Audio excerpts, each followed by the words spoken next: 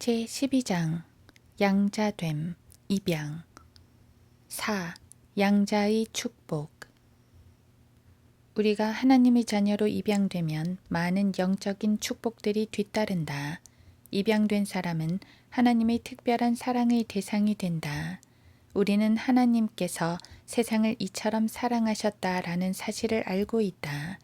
그러나 요한복음에 따르면 주님은 자신의 사람들은 특별한 방법으로 사랑하셨다. 아버지께서 나를 보내신 것과 나를 사랑하신 것처럼 그들을 사랑하신 것을 세상으로 알게 하려 함이니이다. 요한복음 17장 23절.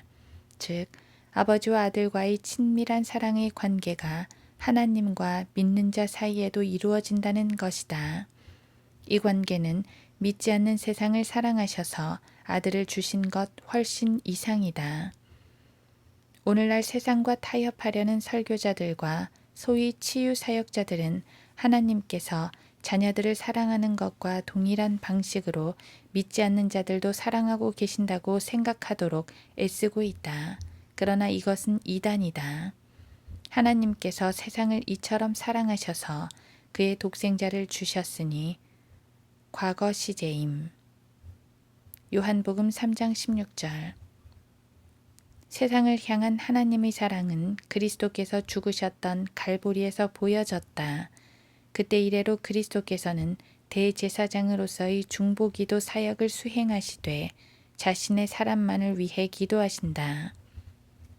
나는 세상을 위하여는 기도하지 아니하고 다만 아버지께서 내게 주신 자들을 위하여 기도하나이다. 요한복음 17장 9절. 그리스도께서 교회를 사랑하셔서 교회를 위하여 자신을 주신 것 같이 하라. 에베소서 5장 25절. 이 말씀은 그리스도와 그의 몸, 즉 믿는 자들 사이에 존재하는 친밀한 사랑을 언급한다. 이런 사랑은 하나님을 미워하고 그리스도를 거부하며 성경을 왜곡시키는 구원받지 못한 세상과 영광과 모든 빛들의 아버지 사이에는 존재하지 않는다. 오늘날 근본주의자들은 점점 자유주의자로 변신해가고 있다. 그들은 하나님께서 구원받지 못한 죄인들도 그러한 사랑으로 사랑하시며 그들의 어떤 죄든지 용서하신다고 생각한다. 그러나 갈보리 십자가 없이는 그 어떤 용서도 없다. 주님을 거부한 자들도 무조건 용서하시는 그런 하나님은 성경에 계시되어 있지 않다. 피 흘림이 없이는 죄사함이 없다. 히브리서 9장 22절. 따라서 갈보리가 없이는 그 어디에도 하나님의 사랑을 찾아볼 수가 없다. 만약 당신이 하나님의 사랑만 말하고 보혈과 십자가와 땀과 눈물과 채찍과 못박힘과 저주와 고통과 모독과 고난을 배제한다면 당신은 변개된 복음을 전파하는 것이며 당신 자신 역시 하나님의 말씀을 왜곡시키는 장본인이 되고 마는 것이다. 그렇다면 어째서 오늘날 설교자들이 세상의 비율을 맞추고 있는가? 그것은 돈을 사랑하기 때문이다. 돈을 사랑하는 것이 모든 악의 뿌리니 디모데전서 6장 10절. 어떤 사람이 세상과 잘 사귀고 세상과 좋은 관계를 유지하고자 한다면 그것도 돈을 목적으로 그렇다면 그는 세상을 비판하지 못하며 세상에 대해 부정적인 말을 하지 못할 것이다. 오늘날 미국 전역에서 전파되고 있는 복음은 긍정적인 이야기로 가득 차 있고 부정적인 내용은 전혀 다루지 않는다. 그러나 복음에는 부정적인 것이 우선됨을 성경은 보여준다. 내가 받은 것을 먼저 너희에게 전달하였나니 이는 성경대로 그리스도께서 우리의 죄들로 인하여 죽으시고 장사되셨다가 성경대로 셋째 날에 다시 살아나셔서 고린도전서 15장 3, 4절. 복음을 계시받은 사람에 따르면 복음의 구성 내용 중 75%가 부정적인 내용이다. 예수 그리스도의 계시를 통해 복음을 받은 사람인 바울에 의하면 복음의 75%가 부정적인 내용이다. 누구든지 너희가 받은 것 외에 어떤 다른 복음을 전한다면 그는 저주를 받으리라. 고 말한 사람이 제시하는 복음은 75%가 부정적인 내용을 담고 있다. 복음은 요한복음 3장 16절이 아니다. 요한복음 3장 16절은 복음에 나타난 하나님의 사랑이 어떤 것인가를 개괄적으로 보여줄 뿐이다. 요한복음 3장 16절은 복음이 아니다. 요한복음 3장 16절은 그리스도께서 우리의 죄로 인해 죽으셨음을 언급하고 있지 않다.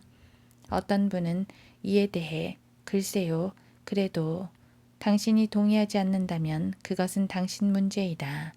오늘날 그리스도인들은 박해를 어떻게든 피해보고 싶어서인지 아니면 세상과 잘 어울려 지내고 싶어서인지는 몰라도 두 가지 구절 중 하나를 선택하라고 하면 사람들을 덜 기분 나쁘게 만드는 구절을 고른다. 그러나 바울은 뭐라고 했는가? 형제들아, 내가 너희에게 전한 복음을 이제 너희로 알게 하노니 이는 성경대로 그리스도께서 우리의 죄들로 인하여 죽으시고 장사되셨다가 성경대로 셋째 날에 다시 살아나셔서 고린도전서 15장 1에서 4절. 따라서 이와 다른 복음을 전한다면 그는 하나님의 저주를 받을 것이다. 이것이 복음이다. 75%가 부정적인 내용임을 잊지 말기 바란다. 죄, 죽음, 장사, 부활 중 75%는 부정적인 것이다. 오늘날처럼 긍정적인 메시지가 판을 치는 시대에는 정확한 복음을 듣기 어려운 것이다. 오늘날 사람들이 전파하는 것은 하나님의 사랑이다. 이것은 긍정적인 것이다. 이 사랑은 십자가에서 이미 표출되었다. 이 세상을 향한 하나님의 사랑과 하나님의 가족 안으로 입양된 거듭난 사람을 향한 하나님의 사랑을 구별할 줄 모르는 사람은 영적 분별력이 없는 사람이다. 이들은 오히려 이 두 가지를 성경대로 구분하는 사람들을 차별주의, 이기주의 등으로 매도해버린다. 이 두 가지를 지적하는 설교자는 오늘날 거의 없다. 하나님의 자녀로 입양되면서 받게 되는 축복은 그가 하나님의 특별한 사랑의 대상이 되었다는 것이다.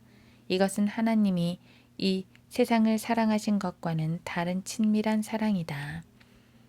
거듭난 하나님의 자녀는 아버지의 자상하신 돌보심의 대상이 된다. 아버지 하나님께서는 그의 자녀가 무엇을 먹고 무엇을 입어야 하며 어떤 직업을 가져야 하는가에 관심이 있으시며 건강까지 돌보아 주신다. 입양된 하나님의 자녀는 가족이 공통적으로 갖는 성을 갖게 된다. 그래서 이들은 하나님의 아들들이라고 불린다. 요한일서 3장 1절. 하나님의 아들들은 가족으로서의 닮은 점이 있다. 로마서 8장 29절. 이들은 그리스도의 형상과 일치하게 될 것이다. 하나님의 자녀는 가족 사랑을 지니고 있다. 요한일서 3장 14절은 우리가 사망으로부터 생명으로 옮겨간 것을 아노니 이는 우리가 형제들을 사랑하기 때문이라고 말씀한다. 하나님의 자녀는 아들로서 양자의 영을 갖고 있으므로 아바, 아버지라고 부르짖는다. 로마서 8장 15절. 하나님의 자녀는 한 가족 모임 안에 있다. 요한복음 14장 23절은 우리도 그에게 와서 우리의 거처를 그와 함께 정하리라고 말씀한다. 하나님의 가족의 일원으로서 하나님의 자녀가 된 사람은 아버지의 징계를 받는다. 히브리서 12장 5에서 11절. 이 징계는 어떤 사람이 하나님의 자녀라는 증거이다. 주께서 그의 사랑하시는 자를 징계하시고 그가 받으시는 아들마다 매질하시느니라고 하신 것이라. 너희가 징계를 견디어내면 하나님께서는 너희를 아들로 대우하실 것이니 아버지가 징계하지 않는 아들이 어디 있느냐. 히브리서 12장 6, 7절. 이 징계는 구원받지 못한 사람을 다루시는 것과는 다르다. 사랑, 사랑, 사랑, 오직 사랑만을 평화, 평화, 오직 평화만을 부르짖는 자는 자신의 입장을 염려해서 또한 박해를 피해보기 위해서 몸부림치는 비겁한 그리스도인들일 뿐이다. 하나님께서 구원받지 않는 사람을 징계하시는 것과 아버지와 자녀와의 관계는 아무런 연관이 없다. 믿지 않는 자에게는 그분의 선하심이 그를 회개에 이르도록 인도하신다. 로마서 2장 4절. 하나님께서 믿지 않는 자들에게 징계하시는 것은 그들로 하여금 그들의 죄로부터 돌이켜 회개하고 주님을 신뢰할 필요가 있음을 보여주기 위한 것이다. 그러나 그리스도인들의 징계는 그 징계를 통해 하늘에 있는 것들을 더욱 사모하게 하시거나 더욱 겸손해지도록 하시거나 열매를 더 맺도록 하시거나 고통받는 자들을 불쌍히 여기는 마음을 갖도록 하시기 위함이다. 이처럼 구원받지 못한 자들을 향한 징계와 구원받은 하나님의 자녀를 향한 징계는 완전히 다르다. 그런데도 사랑과 평화만을 부르짖는 현대의 설교자들은 그 차이를 덮어버리고 구원받지 못한 사람도 하나님의 사랑 가운데서 하나님의 가족의 일원이라는 착각을 갖도록 만드는 것이다. 당신이 아직 구원받지 못한 사람이라면 하나님께서 당신이 그리스도를 위해 열매를 맺도록 하시기 위해 징계하시지 않는다. 하늘나라를 더욱 사모하고 그분의 능력이 충분하며 그분의 약속들이 사실이라는 것을 보여주기 위한 징계는 구원받지 못한 사람이 아닌 하나님의 자녀에 대한 징계이다. 하나님께서 구원받지 못한 사람을 때리시는 이유는 그가 스스로 구원할 수 없음을 깨닫고 구주이신 그리스도를 믿어 지옥으로부터 피하기 위함이다. 하나님은 모든 사람을 사랑하시고 어떤 일이라도 참으시며 모든 사람에게 똑같은 이유로 징계하신다는 가르침은 한낱 우스갯소리에 지나지 않는다. 이런 가르침은 살아계신 하나님의 살아있는 말씀을 왜곡시키는 가증스러운 짓이다. 하나님께로 입양된 자녀는 재판관의 심판이 아니라 아버지의 사랑의 매를 맞는 것이다.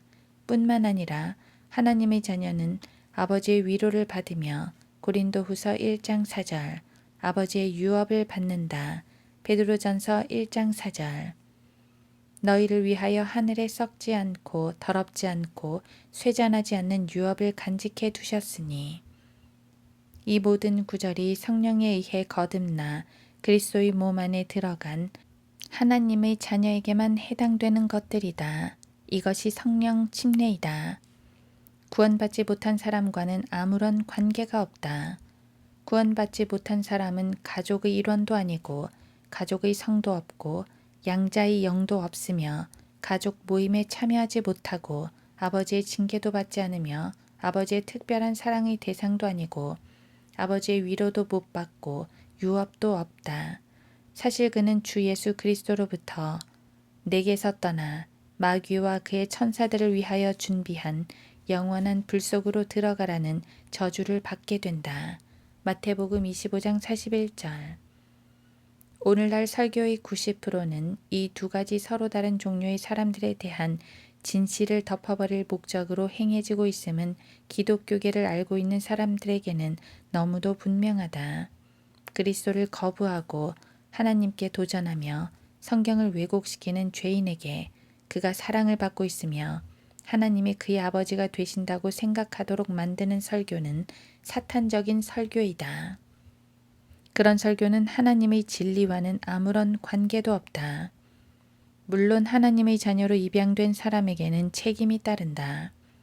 하늘나라의 왕족의 일원인 사람은 마땅히 왕의 자녀답게 행동해야 한다. 자신들의 지위와 신분에 걸맞게 행동해야만 한다.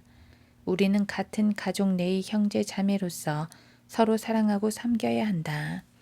우리는 서로 사랑해야 하며 무엇보다도 우리 아버지와 아버지의 말씀을 사랑해야 한다.